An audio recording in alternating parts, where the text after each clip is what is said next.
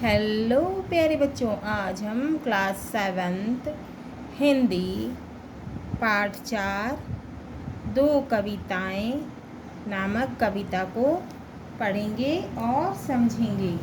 तो कविताओं का सार अंश है। दो कविताएं नामक पाठ में दो कविताएं संकलित हैं। पहली कविता में वर्षा ऋतु के सौंदर्य का चित्रण किया गया है, जिसमें कवि यह बतलाने का प्रयास कर रहे हैं कि किस प्रकार वर्षा ऋतु के आगमन पर आसमान में घने बादल छा जाते हैं, धरती पर छाई हुई धूल हट जाती है तथा धरती सुंदर लगती है। किसान अपने हल लेकर खेतों में पहुंच जाते हैं, अर्थात चारों ओर खुशी का स्वर गूंजने लगता है। दूसरी कविता में कदम के फूल खिलने का चित्रण किया गया है। कदम के फूलों की सुंदरता देखकर कवि का मन लालायित हो उठता है। इन्हें देखना कौन पसंद नहीं करता। तो हम कविताओं को शुरू करते हैं। पहली कविता है मेघ बजे। धिन धिन धा धमक धमक मेघ बजे, दामिनी यह गई दमक मेघ बजे, दादुर का कंठ खुला मेघ बजे, धरती का हृदय धुला मेघ बजे, पंख बना हरी चंदन मेघ बजे, हल्का है अभिनंदन मेघ बजे, धिन धिन धा धमक धमक। इसमें मेघ का अर्थ है बादल, दामिनी का अर्थ है बिजली, दमक का अर्थ है चमक, दादुर का अर्थ है मेढक, कंठ का अर्थ है गला, पंख का अर्थ है कीचड़, अभिनंदन का अर्थ है स्वागत। अर्थ है, कवि कहते हैं कि वर्षा ऋतु के आगमन पर आसमान में घने बादल छा गए हैं, चारों तरफ जल का अथाह भंडार लिए बादल घुमड़ घुमड़ कर घिरने लगे हैं तथा चारों ओर बिजलियाँ दामिनी यानी बिजली, दमक यानी चमकने लगी हैं। बादलों के यूं घिरने और वर्षा के आगमन की प्रतीक्षा में तालाबों में दादुर यानी मेढक टर टर करने लगे हैं। धरती पर छाई हुई धूल भी उसके आने से हट जाती है तथा वह साफ हो जाती है।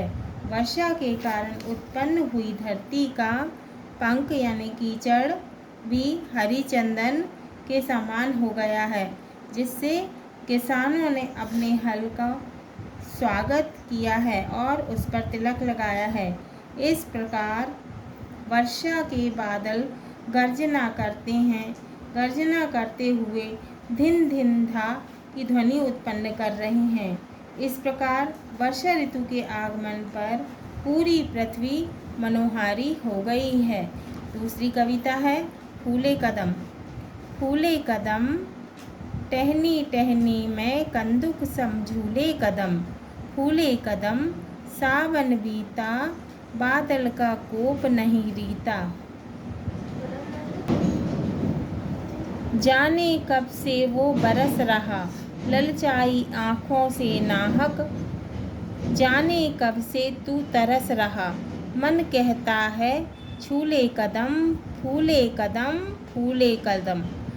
ललचाई का अर्थ होता है लालच भरी, नाहक का अर्थ होता है बिना हक के, टहनी का अर्थ है छोटी शाखा या फिर डाली, कंदुक का अर्थ है गेंद, कोप का अर्थ है गुस्सा या क्रोध, रीता का अर्थ है खाली। तो हम अर्थ समझते हैं। कवि कहते हैं कि वर्षा ऋतु में कदम के फूल विशेष रूप से खिल गए हैं, खिल उठे हैं। कदम का यह पेड़ मदमस्त होकर फलने फूलने लगा है। वृक्ष की डालियों पर असंख्य फूल खिल उठे हैं। उनकी शाखाओं के हिलने से ऐसा प्रतीत हो रहा है मानो कदम का पेड़ एक गेंद के समान झूल रहा है। सावन का महीना बीत गया है, किंतु ऐसा लगता है कि बादलों का गुस्सा अभी कम नहीं हुआ। अब भी अपनी पूरी शक्ति के साथ वर्षा करने के लिए तैयार खड़ा है। इसलिए तू अर्थात बादल बिना किसी अधिकार के लालच भरी दृष्टि से कदम को देखने तथा छूने के लिए तरस रहा है। इसलिए तू अपनी यह इच्छा पूर्ण कर ले, क्योंकि खिले हुए कदम की सुंदरता चारों ओर बिखरी हुई है। वह अभी फल फूल रहा है। इस कविता के कवि हैं नागार्जुन। अब हम नागार्जुन जी का जीवन परिचय पढ़ते हैं। बाबा नागार्जुन का जन्म नाम बैजनाथ मिश्र था। तो बाबा नागार्जुन जो थे उनका नाम क्या था? बैजनाथ मिश्र।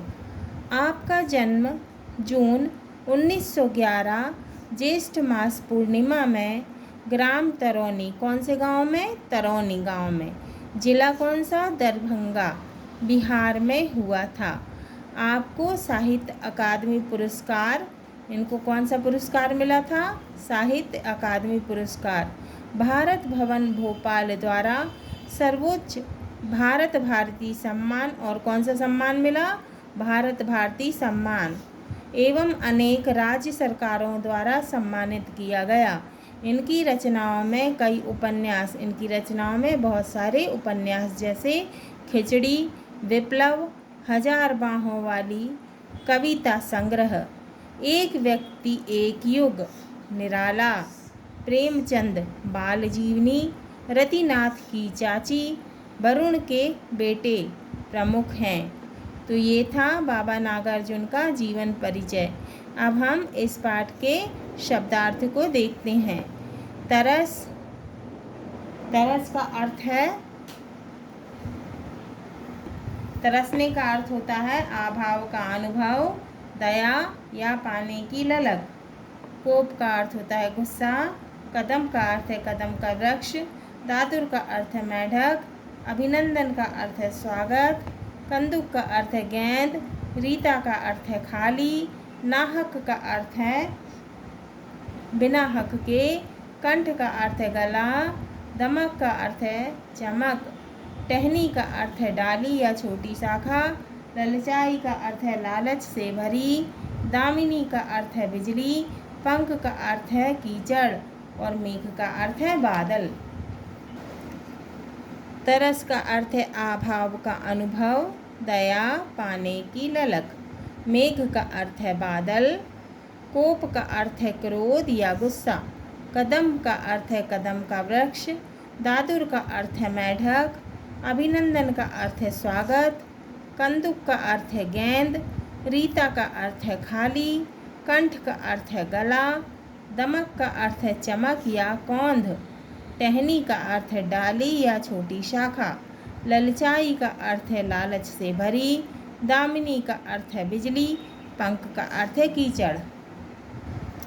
हाँ तो प्यारे बच्चों, ये हमारा पाठ 4 2 कविताएं पूर्ण हुआ। अगले वीडियो में हम इसके प्रश्नों के उत्तर को हल करेंगे।